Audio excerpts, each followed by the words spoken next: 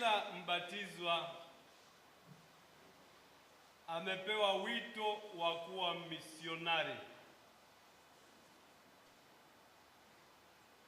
na kuwa misionari kunatupatia jukumu la kumtangaza na kumshuhudia Kristo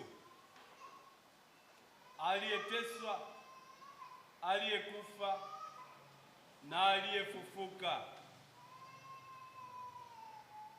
Katika somo la kwanza tumesikia juu ya wamisionari kadhaa wa kanisa la mwanzo.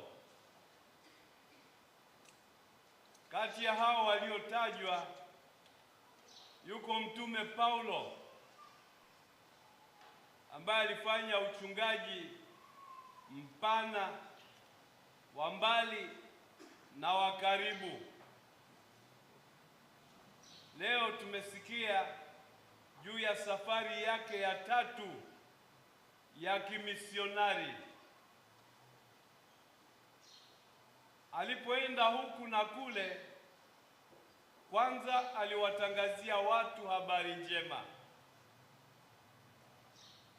Pili, aliwaimarisha katika imani. Na tatu, aliwafundisha juu ya wito na wajibu wao.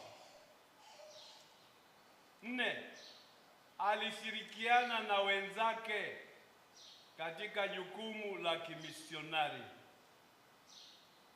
Na katika somo letu la leo tumesikia juu ya wamisionari wengine, walau wametajwa watatu. Wa kwanza ni Aquila na Priscilla ambao walikuwa mume na mke. Hao walikuwa ni wamisionari wenza wa Mtume Paulo. Hawa wamemkuta misionari mwingine kijana aliyeitwa Apolo. Apolo anasifika kuwa mtu aliyezama katika neno la Mungu. Alilisoma neno la Mungu, alilijua neno la Mungu, alitumia neno la Mungu kumfahamu na kumshuhudia Kristo.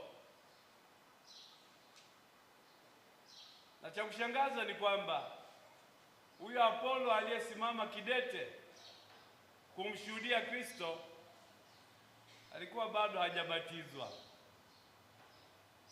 Ewe uliyekwisha kubatizwa, unamshuhudiaje Kristo?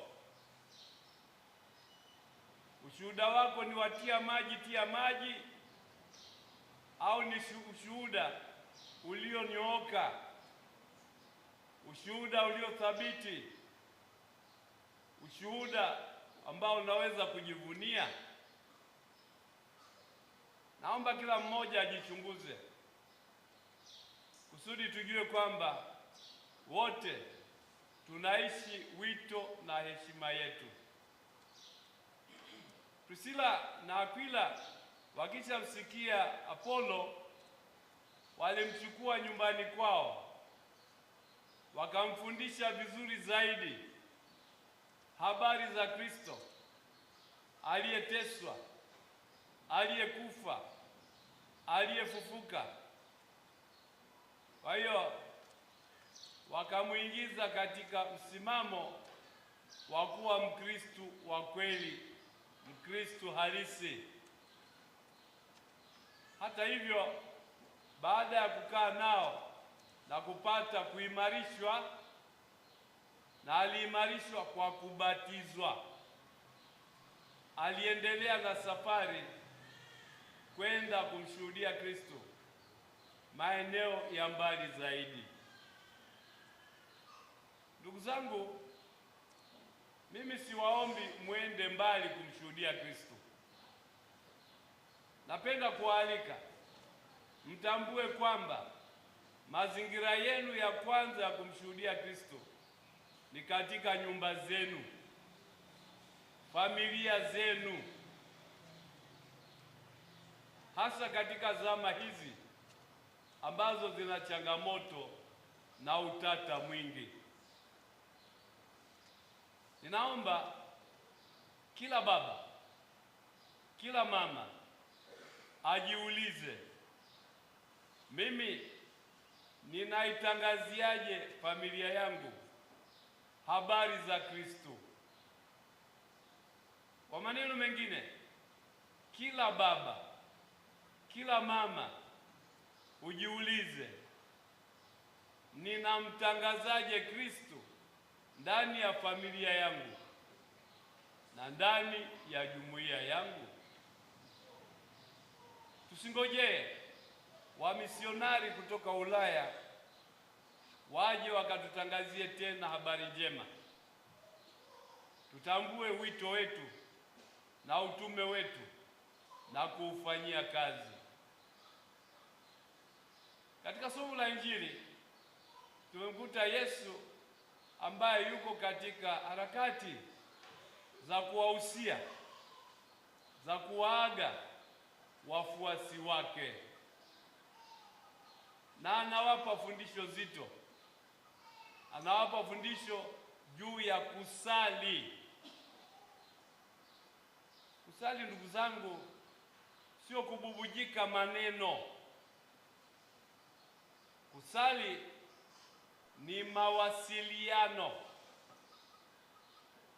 Kusali ni mahusiano. Kusali ni kujikabidhi. Kusali ni kujiaminisha kwa Mungu. Na tujue kwamba Mungu wetu ni Baba mwema, ni Baba wa upendo, ni Mungu wa huruma. Na Yesu anatuambia, mkimwomba Baba lolote kwa jina langu atawapa. Sasa ninashawishika kuuliza, lakini niwaokoe na hilo. Wangapi nyumbani bado mnasali? Sinyoshe mikono. Nyewe watoto nyosheni.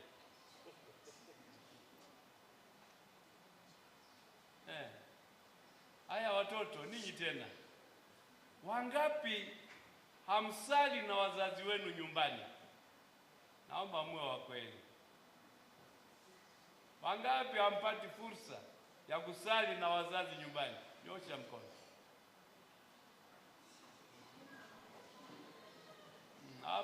Hapo mnasuasua, lakini nina hakika wazazi wengi siku hizi hamsali pamoja na watoto wenu.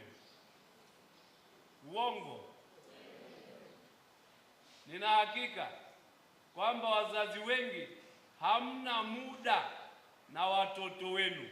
Uongo kweli? Hilo jema au hovu?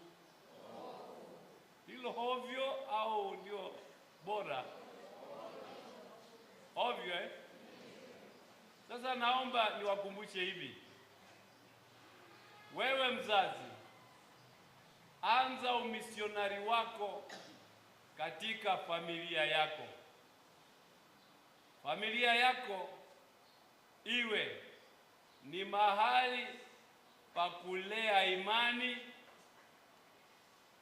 Familia yako iwe ni mahali pa kufundisha sala.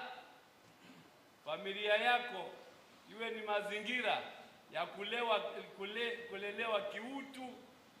Familia yako iwe ni mazingira ya kulelewa kimaadili. Na mwisho, familia yako iwe ni mahali pa ushuhuda na chimbuko la umisionari.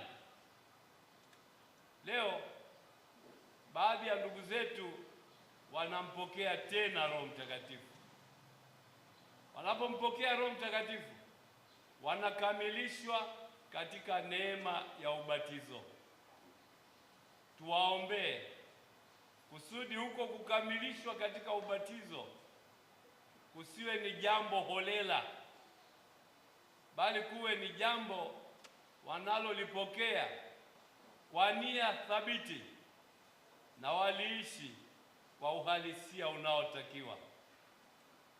Tuwaombee kusudi wawe mashahidi wa Kristo. Waimarishwa muwe mashahidi wa nani? Hebu semeni nyote. Muwe mashahidi wa nani? Wa Kristo. Shahidi wa Kristo Ndio. Mko tayari? Ndio. Wachache tu mmesema. Mko tayari? Ndio. Mnathubutu? Ndio. Hapo mnasuasua. Sasa angalieni.